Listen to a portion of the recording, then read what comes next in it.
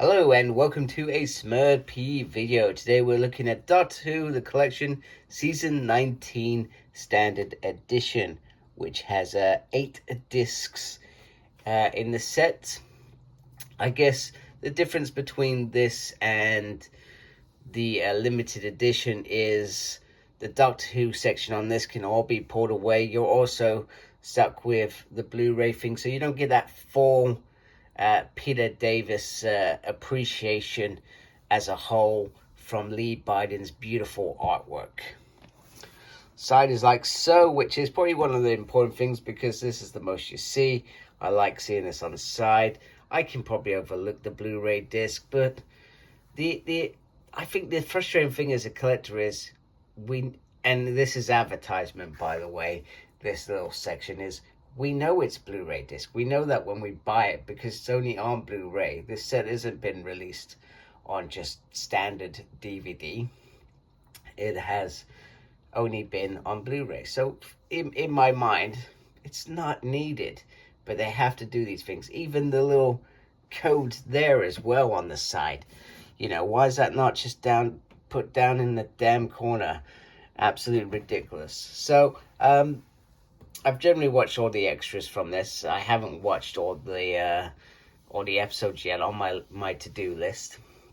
So this is Peter Davison's first season. And yes, I did say his name incorrectly earlier. It's still early here. I clearly haven't had enough coffee. And this has 7 different stories, 26 episodes. So this is Peter's first season after Tom's departure. So it was big shoes to step in, I can imagine. So, and you know, Peter's quite has quite a charisma character in himself. So I generally think, and especially the fact that he was on screens from All Creatures Great and Small, I think he would have easily stepped into this. But he only had 3 seasons. So we got Castrovalva. Oh my goodness, my words are not going to come out. Castrovalva. Oh my, that was terrible. I am so sorry. That's probably not even what it's called. 4 to Doomsday. I can't say that. Kinda. It's not kinda, it's kinder. The Visitation, Black Orchid, Earthshock, and Time Flight. Oh my goodness, this is terrible. And we also have lots of extras. Peter Davison in Conversation.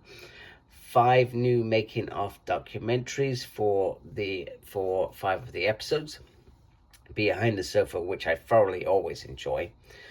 Immersive 5.1 surround sound mixes for Kinder and Earthshock.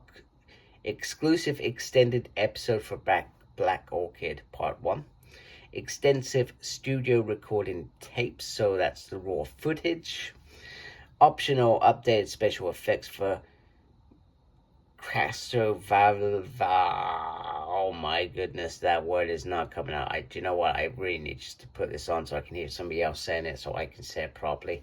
And production archive material, as well as lots of features that have already been released on DVD before, including Time Crash mini episode, making of documentaries, featurettes, CGI effects, audio commentaries, raw footage, rare footage, sorry, not raw, we have some raw meat later, production information. I'll tell you what, if you've lasted this long, I applaud you, because this is terrible. So who's this star? Peter Davison, Janet Fielding, Sarah Sutton, and Matthew Waterhouse. Some really, really nice folks in here. Now, I know that I was heavily criticized on the outer box. The inner box does provide that. My brain has finally started to work.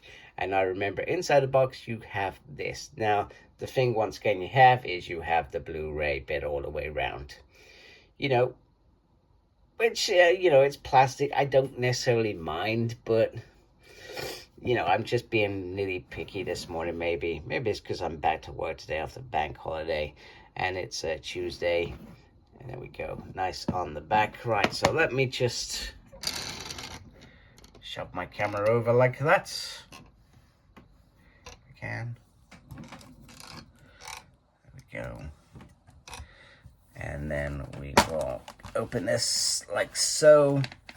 Now, one of the things I always think is very cool is, if I poke this bit out like so, is you have the TARDIS piece underneath the whole thing, just like the limited edition. It has exactly the same discs.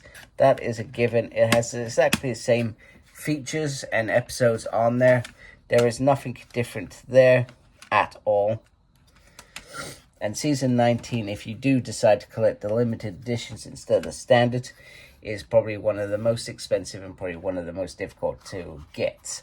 I actually got very lucky and managed to get it for, it was probably about 90 quid at the time.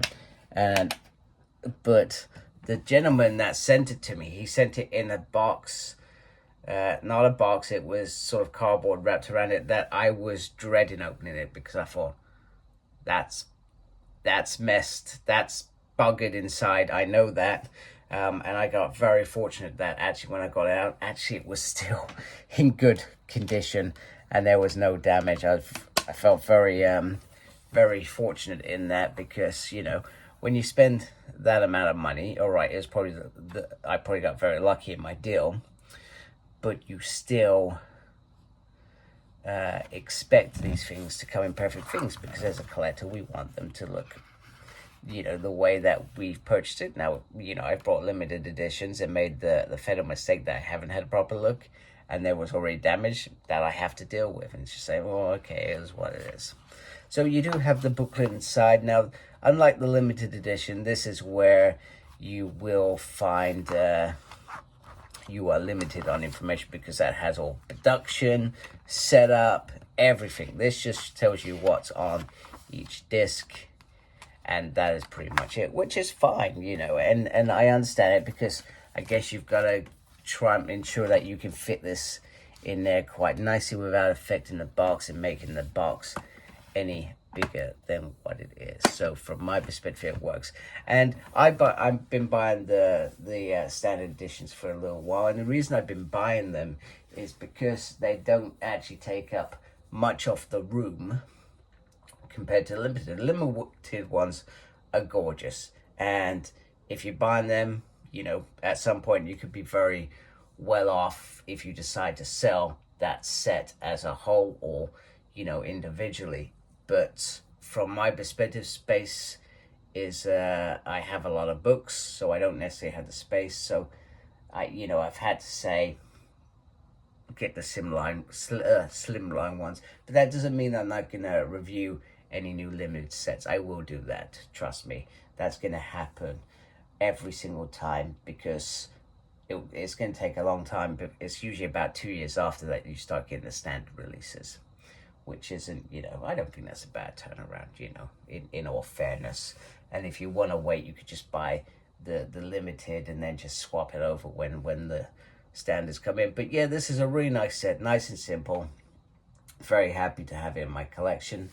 And yeah, let me know what you think. Let me know if you're getting standards or limited. What is your bag?